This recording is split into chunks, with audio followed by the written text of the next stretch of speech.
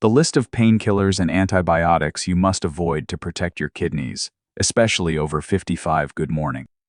Do you wake up and reach immediately for a bottle of ibuprofen to tackle that aching knee? Or perhaps you notice persistent, puffy feet and ankles that you just shrug off as getting older. Maybe you have to get up 3 times a night to urinate.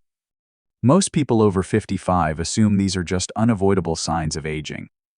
But I am here to tell you that these daily discomforts are often a critical red flag. They may not just be about your joints. They are often the silent warnings that your GFR is decreasing, your creatinine levels are rising, and your kidneys are under severe unnecessary stress from toxins building up overnight.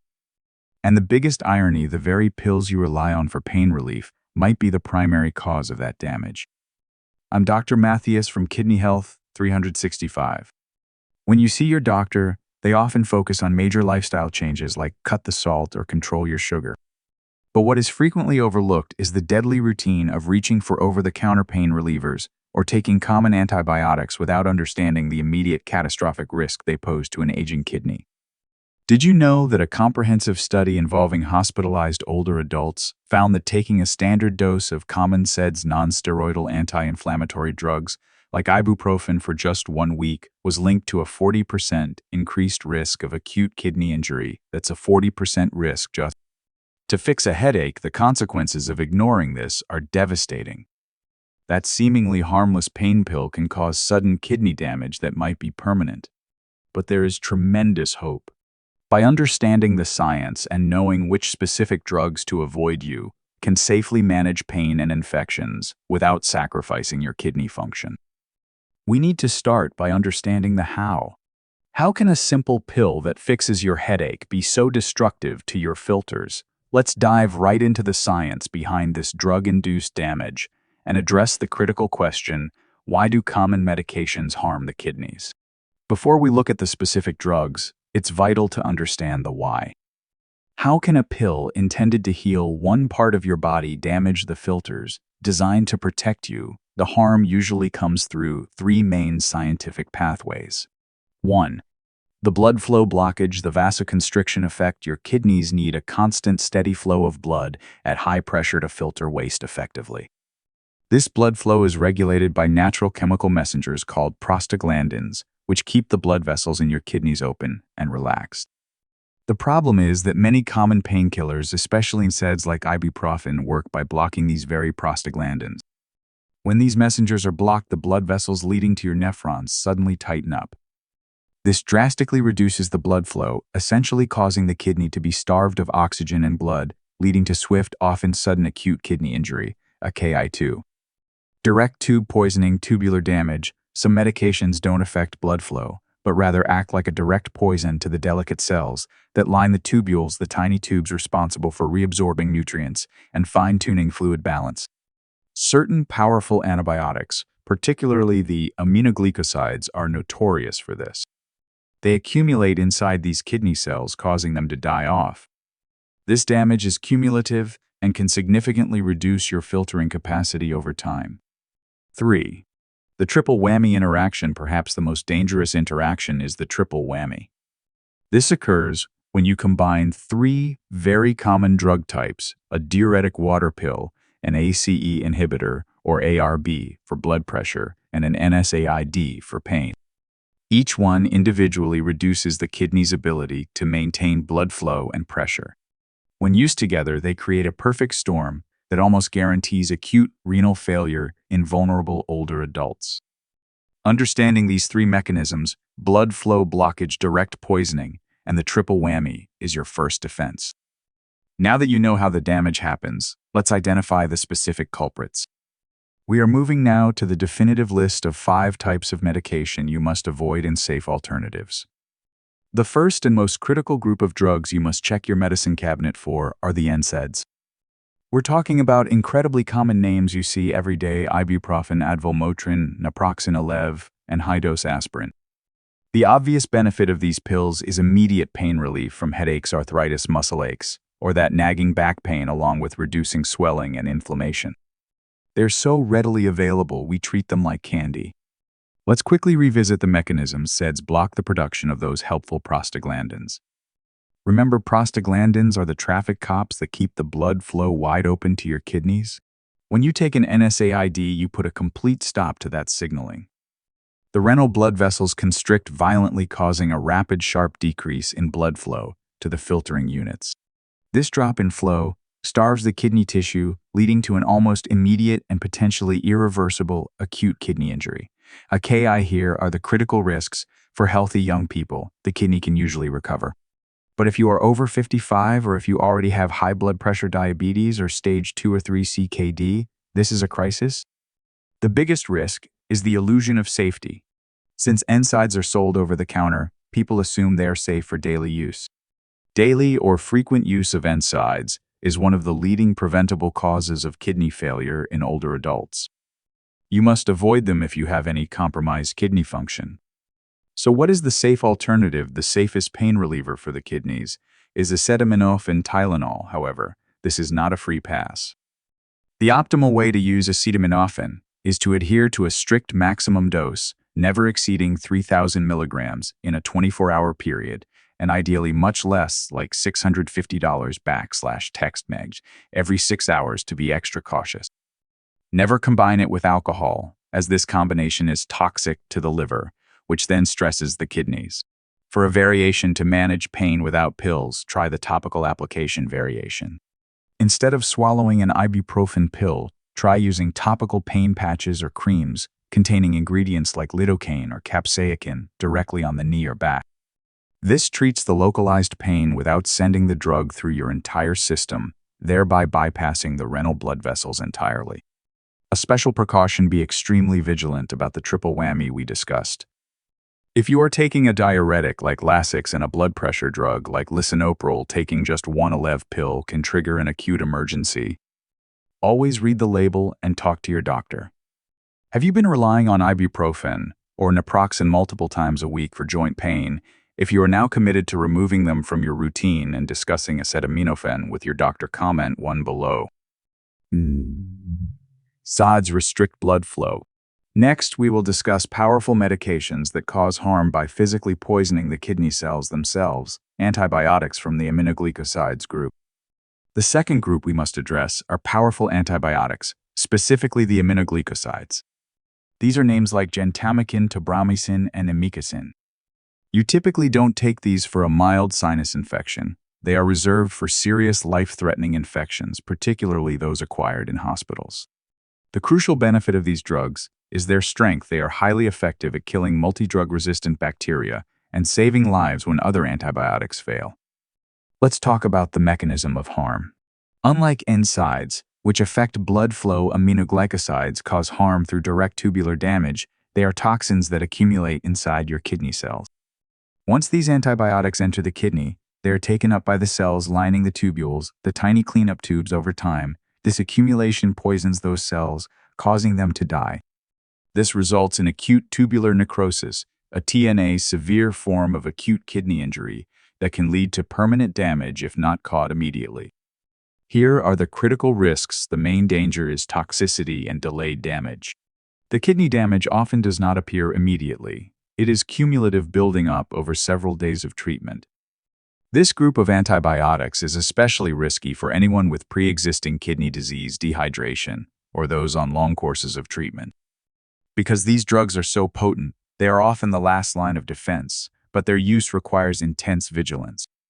So how should you use these safely? The optimal way to handle this group of drugs is through strict monitoring and proper hydration. You should never take these antibiotics unless absolutely necessary, and if your doctor prescribes them, you must adhere to the peak and trough monitoring protocol. This means your doctor or nurse measures the drug level in your blood before the next dose trough and after the dose peak to ensure the concentration is high enough to kill the bacteria, but low enough to avoid poisoning your kidneys. For a variation that prioritizes safety, try the substitution request variation. If you are admitted to the hospital and an aminoglycoside is suggested, you should politely ask your doctor, could we consider a safer alternative such as a third-generation cephalosporin or a macrolide, if the infection allows, while your doctor will choose the best drug for the infection. Demonstrating this awareness ensures they double-check your renal status. A special precaution: hydration is non-negotiable when using these antibiotics. Since the kidney must work hard to flush this powerful drug, adequate fluid intake as prescribed by your doctor, not excessive, is essential to dilute the toxin. Always ensure your healthcare provider knows your most recent GFR and creatinine levels before starting these drugs. Have you ever been on an aminoglycoside like gentamicin for a severe infection? If you are now committed to asking your doctor about peak and trough monitoring for any necessary strong antibiotic, comment 1 below. Aminoglycosides are dangerous because they poison the cells. Our next medication, Culprit, is often overlooked because it's used in imaging, not treatment, but it poses a serious acute risk: intravenous contrast dye used in CT scans. Our third danger isn't a pill or an infection fighter, but a necessary evil used in diagnostic imaging: intravenous contrast dye. This clear fluid is injected into your vein during procedures like CT scans or MRIs to help doctors visualize blood vessels and organs more clearly. The crucial benefit of contrast dye is the precision in diagnosis. It allows doctors to detect tumors, clots, or blockages that regular X-rays might miss, which is absolutely vital for making life-saving decisions. Let's discuss the mechanism of harm. Contrast dye is a high osmolarity, highly concentrated liquid, and its chemical structure is naturally toxic to the kidney, similar to the direct tubular damage caused by some antibiotics. The kidney's main job is to filter this heavy chemical load out of your body as quickly as possible. When the kidney is struggling low GFR, the dye sits in the tubules for longer, increasing the exposure time and causing significant cellular stress and damage. This condition is known as contrast-induced nephropathy. CIN. Here are the critical risks. The main danger here is acute, sudden GFR drop. CIN can cause a rapid decline in kidney function that occurs within 24 to 72 hours after the scan. This risk is highest for anyone with pre-existing CKD, especially GFR below 60, people with dehydration, or those who are diabetic. If your GFR is already low, receiving contrast dye without preparation can push you into acute kidney failure, potentially requiring temporary dialysis. So how should you handle contrast dye safely? The optimal way to manage this risk is through prophylactic hydration. If a contrast scan is absolutely necessary, you must ask your doctor about pre-treatment with intravenous saline solution, IV fluid, before and after the procedure. IV hydration helps flush the dye out of the system, quickly minimizing its toxic exposure time. Furthermore, your doctor should use the lowest dose possible of contrast and ensure you temporarily stop any NSAIDs or metformin diabetes medication leading up to the scan, as metformin combined with CIN can be extremely dangerous. For a variation that maximizes safety, try the alternative imaging request variation. Before agreeing to a contrast, CT, or MRI, ask your doctor if the same diagnostic goal can be achieved with a non-contrast study, such as an ultrasound or a non-contrast MRI. This is not always possible, but exploring alternatives can eliminate the risk entirely if the contrast is not strictly essential for the diagnosis. A special precaution: never go into a contrast procedure dehydrated. And most importantly, if you know your GFR is low, ensure the ordering doctor and the radiology department are aware of your precise creatinine and GFR numbers. This coordination is your life insurance policy against CIN. Have you ever undergone a CT scan with contrast dye? If you are now committed to asking for IV hydration and reviewing your GFR before any future contrast procedure, comment 1 below. The fourth common medication group that can pose a subtle yet serious risk are certain popular drugs used for treating persistent heartburn, acid reflux, and stomach ulcers. The proton pump inhibitors, PPIs, you know these names well: omeprazole, Prilosec, lansoprazole, Prevacid, and esomeprazole, Nexium. The obvious benefit is significant relief from painful chronic heartburn, allowing you to eat and sleep comfortably. Let's look at the mechanism of harm. Unlike NSAIDs or contrast dye, the harm from PPIs is usually a long-term, slow-burn issue rather than an acute event. Prolonged high-dose use of PPIs is associated with two specific kidney problems. First, chronic kidney disease, CKD progression, possibly due to magnesium imbalances or other unknown effects. Second, a serious reaction called acute interstitial nephritis, AIN, is an allergic-like inflammation where the immune system attacks the kidney tubules, causing damage. Here are the critical risks. The main danger is chronic unnoticed damage. Because PIs are so effective and readily available over the counter, many people take them daily for years without medical review. The risk of AIN and long-term CKD progression is highest in those who use these drugs for long periods over a year and at high doses. The symptoms of AIN, like fever rash or changes in urine, are often missed or attributed to other issues. So how should you use PIs safely? The optimal way is to adhere to the lowest dose for the shortest time principle. If you absolutely require a PP, your doctor should regularly attempt to reduce the dose or discontinue the drug if your symptoms are controlled. Never take an over-the-counter PPI for months on end without checking in with your doctor. For a variation that minimizes risk, try the H2 blocker switch variation. Ask your physician about switching from a PPI to an H2 blocker like famotidine or cimetidine. While PIs block acid production, completely H2 blockers reduce it. Studies suggest H2 blockers carry a lower, though not zero, risk of kidney issues. This is a common strategy to reduce exposure to the potent effects of PIs. A special precaution: if you develop unexplained fever, extreme fatigue, or a rash while taking a PP, contact your doctor immediately. These could be early treatable signs of AIN, but treatment involves stopping the drug immediately. Are you currently taking omeprazole or a similar drug daily for chronic reflux? If you are now committed to discussing whether you can safely lower your dose or switch to an alternative, comment 1 below. Our final category of concerning medications includes powerful oral drugs used to manage chronic inflammatory conditions, like severe rheumatoid arthritis, RA, and gout. These include potent anti-inflammatory agents like cyclosporine for severe RA, or transplants, and colchicine for acute gout attacks. The crucial benefit is life-changing. They control debilitating inflammation, reduce joint pain, and prevent bone and joint destruction, dramatically improving quality of life. Let's look at the mechanism of harm. These powerful drugs work by suppressing or altering the immune response. Cyclosporine, for example, is notorious for causing hypertension, high blood pressure, and direct renal vasoconstriction, reducing blood flow, similar to NSAIDs, but through a different mechanism. Colchicine, while generally safer than NSAIDs for gout, requires the kidney to excrete it, and if the GFR is already low, toxic levels can quickly build up. Here are the critical risks. The main danger is chronic nephrotoxicity and hypertension. These drugs often cause kidney damage that builds up slowly over months or years, primarily by increasing blood pressure within the kidney itself or by causing direct toxic injury. This risk is highest for patients requiring long-term maintenance doses and those whose blood pressure is already difficult to control. So how should you use these safely? The optimal strategy is intensive, rigorous monitoring. If you need a drug like cyclosporine, your doctor must check your creatinine, GFR, and blood pressure far more frequently than usual, often every few weeks initially. The treatment is adjusted based on these lab results to ensure the benefit outweighs the ongoing risk. For a variation that supports the body, try the uric acid management variation. For gout, controlling uric acid through diet-reducing high purine foods like red meat and alcohol, and long-term management drugs like allopurinol is essential.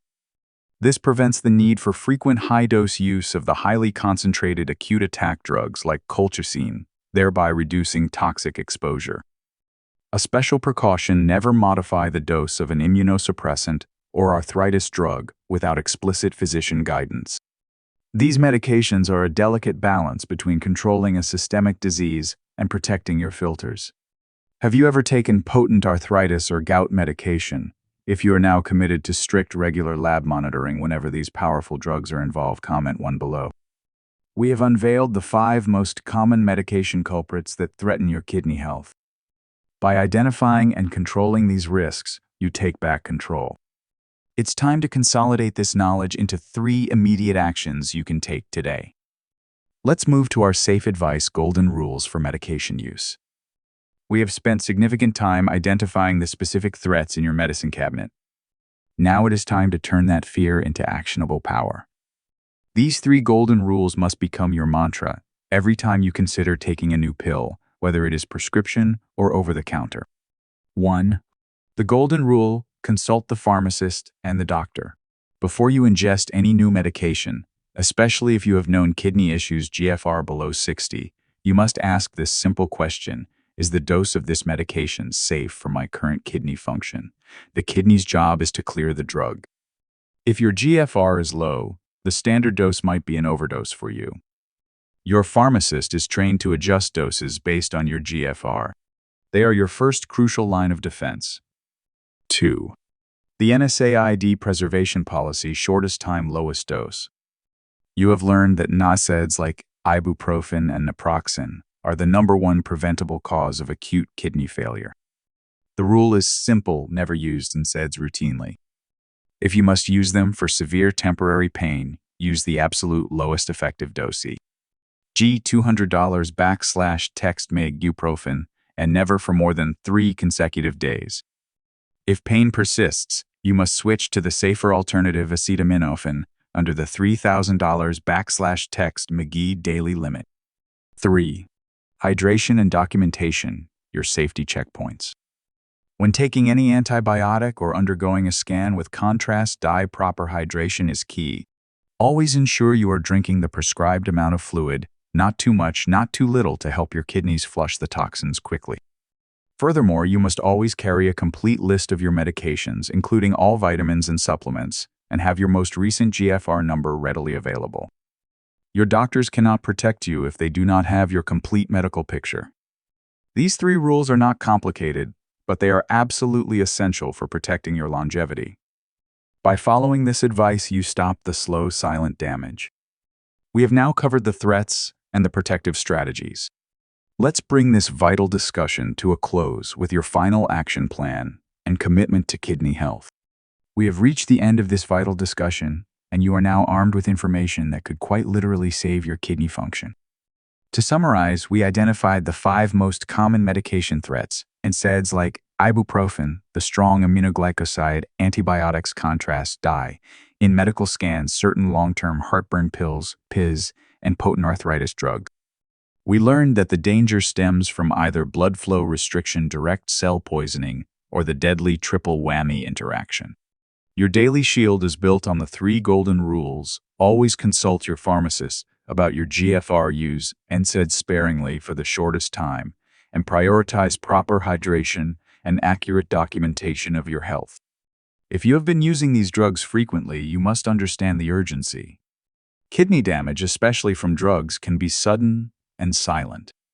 By the time you notice swelling or extreme fatigue, significant acute injury may have already occurred. The time to act is right now, before your next headache or ache becomes an accidental kidney crisis. I know that making these changes can feel overwhelming, but you have tremendous power.